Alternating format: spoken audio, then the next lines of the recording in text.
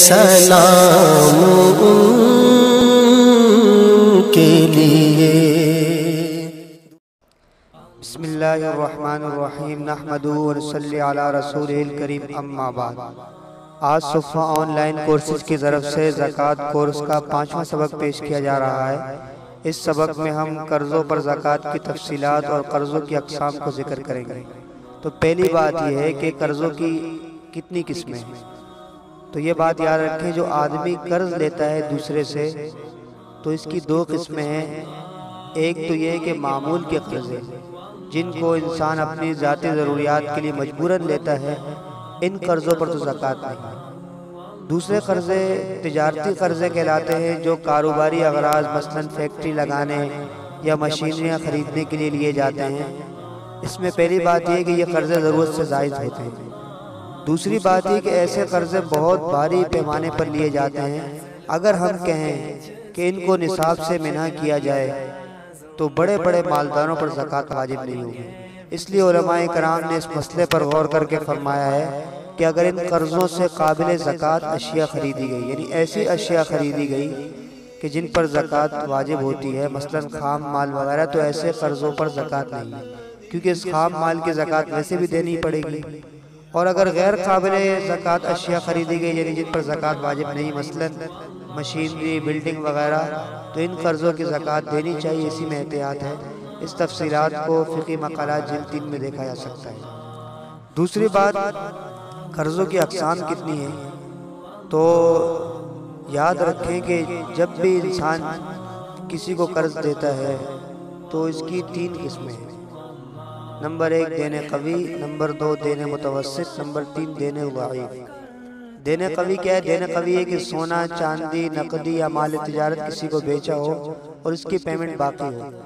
کسی کو قرض دیا ہے تو یہ بھی اسی قسم میں شامل ہے، اس کو دینے قوی کہتے ہیں۔ دینے متوسط کیا ہے؟ مذکورہ جو 4 چیزیں ذکر کی ہے، سونا، چاندی، نقدی، مال تجارت، ان 4 چیزوں کے علاوہ کوئی اور چیز مثلا استعمال کے برتن، کپڑے کسی کو بیچے ہوں اور رقم کی وصولی باقی ہو تو اس کو دینے متوسط کہتے ہیں۔ دینے ضعیف کیا ہے؟ جو مذکورہ دونوں قسموں میں سے نہ ہو، مثلا بیوی کے لیے اس کا مہر، پرائیویٹڈ فنڈ، ملازم کے لیے اس کی اجرت وغیرہ، تو اس کو دینے ضعیف کہتے ہیں۔ ان میں سے ہر ایک میں زکوٰۃ کا حکم یعنی الگ ہے۔ دینے ضعیف پر تو وہ گزشتہ سالوں کی زکوٰۃ واجب نہیں، جس سال وصول ہو اس سال سے وہ قابل زکوٰۃ اموال میں شمار ہوگا اور اس کی زکوٰۃ دینی ہوگی۔ بقیہ دونوں قسموں کے قرضوں کا حکم یہ ہے کہ 2-3 سال بعد یہ قرضے وصول ہوں اور نصاب کے برابر ہوں تو گزشتہ سالوں کی زکوٰۃ وصولی کے وقت واجب ہوگی۔ دینے قوی کے بارے میں کچھ تفصیلات ہیں، وہ مفتیان کرام سے معلوم کی جا سکتی ہیں۔ آسانی اس میں ہے کہ ان دونوں قرضوں کے وصول ہونے سے پہلے ہی دوسرے اموال زکوٰۃ کے ساتھ ہر سال ان کی زکوٰۃ بھی ادا کر دینی چاہیے۔ یہ تفصیلات فتاوی شامی اور احسن فتاوی میں دیکھی جا سکتی ہیں۔ اس تمام تر تفصیلات کے بعد یقیناً آپ کے ذہنوں میں چند سوالات اٹھے ہوں گے۔ مثلاً کسی کے ذہن میں یہ سوال بھی آیا ہوگا کہ ہمارا کسی پر پیسہ نکلتا ہے یا کسی کو ہم نے قرض دیا ہے، کیا اس پر زکوٰۃ واجب ہوتی ہے؟ تو اس کا جواب یہ ہے کہ آپ نے کسی کو قرض دیا ہے جس کی واپسی کی امید ہے، اس پر زکوٰۃ فرض ہے۔ زیور یا کوئی اور بیچنے کی چیز بیچی ہے اور اس کی پیمنٹ ملی نہیں لیکن ملنے کی امید ہے، اس پر بھی زکوٰۃ ہے۔ لیکن آپ کو مزدوری یا کئی ماہ کی تنخواہ نہیں ملی، اس پر ابھی زکوٰۃ واجب نہیں، جب ملے گی تب زکوٰۃ واجب ہوگی۔ اسی طرح ایک سوال یہ بھی اٹھ سکتا ہے کہ ہمارے اوپر کسی کا پیسہ نکلتا ہے، یعنی ہم مقروض ہیں، کیا اس پر زکوٰۃ ہے؟ تو اس کا جواب یہ ہے کہ نہیں، اس پر زکوٰۃ نہیں، بلکہ ایسے سارے رقوم کو نصاب سے گھٹائیں گے۔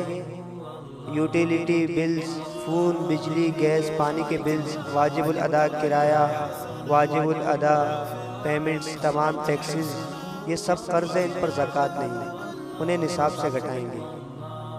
اب آگے چند متفرق مسائل ملاحظہ ہوں۔ ایک مسئلہ مہر معجل کے بارے میں ہے، یعنی کسی کا مہر نکاح ہوا اور مہر نقد رکھا ہو اور بیوی کو اب تک نہ دیا ہو تو مہر کے برابر رقم بھی شوہر پر قرض ہے، اس پر زکوٰۃ واجب نہیں ہے، شوہر پر لازم ہے کہ مہر جلد از جلد ادا کرتا۔ دوسرا مسئلہ ملازمین اور مزدوروں کی تنخواہوں کے بارے میں ہے کہ ملازمین اور مزدوروں کی تنخواہ ان کے مالک پر قرض ہے، مالک ان کی تنخواہوں کو الگ کر کے زکوٰۃ کا حساب کرے گا۔ تیسرا مسئلہ جو بہت اہم بھی ہے لیکن اکثر لوگ اس سے ناواقف بھی ہیں، وہ یہ ہے کہ مکان اور دکان کے ایڈوانس، مکان اور دکان کوئی کرائے پر لیتا ہے اس کے لیے ایڈوانس رکھا جاتا ہے، آیا ایڈوانس کی رقم پر زکوٰۃ ہے یا نہیں، یا ہے تو وہ کس پر ہے؟ تو اس میں اہل علم کا اختلاف ہے۔